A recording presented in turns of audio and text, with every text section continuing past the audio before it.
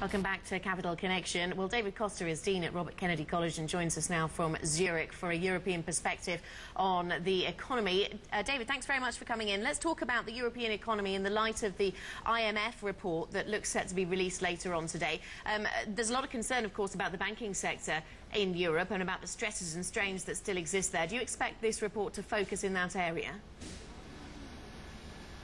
A very good morning to you, Anna. Yes, I think that while it's difficult to predict what the report will say, we can look at the global outlook report, which was published last month by IMF, where they really raised a lot of concern about the financial institution in Europe in terms of transparency, asset quality, and capitalization. So I still see this as remaining the main concern of a new report, and also to underline what they did last month, which is an uneven recovery in Europe, where we see part of Europe, very few exceptions, like Germany and Nordic countries, with a positive growth, and some of the peripheral economies, but also other economies, pretty much on the flat or even negative side. Good morning to you. This is Chloe. Maybe it's this uneven recovery picture that is tilting the balance toward peripheral parts of Europe in further danger. So it's almost a silly game because Germany keeps on demanding austerity. Greece somehow ultimately ends up having a much larger bill to pay. At the end of the day, I mean, they simply can't pay at face value. And ultimately, what is going to happen here? Because we could end up in a very chaotic situation. Is that the sort of read that you have?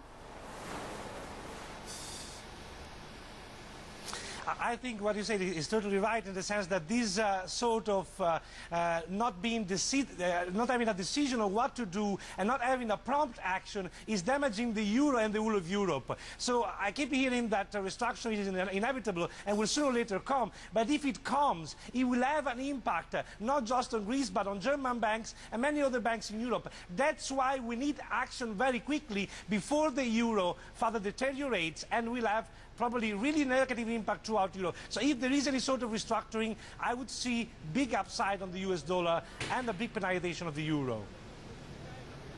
David, it's good to see you. I'm looking through your notes, and in the past you've been fairly bullish when it comes to the commodity space, and now you're actually saying that there could be considerable downside going forward. Then what's your outlook then?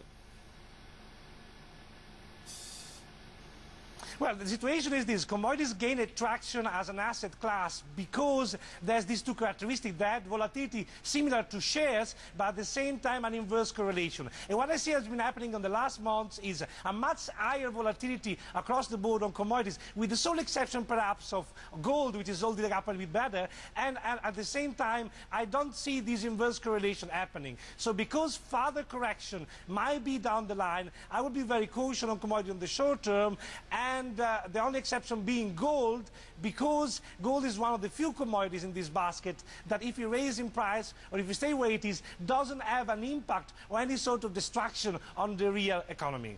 So you're not a big fan of commodities right now then, David? Some of them a little too hot for you. So what are you investing in, or what would you suggest people invest in right now? Well, I would still be very conservative at the moment. I would say into consumer shares, consumer staples, particularly European ones, where I see more upside than in US, where many of those markets are reaching 3 years high, mostly because of the injection of money. So I'm still positive on European shares, particular consumer staples, and those more stable equities.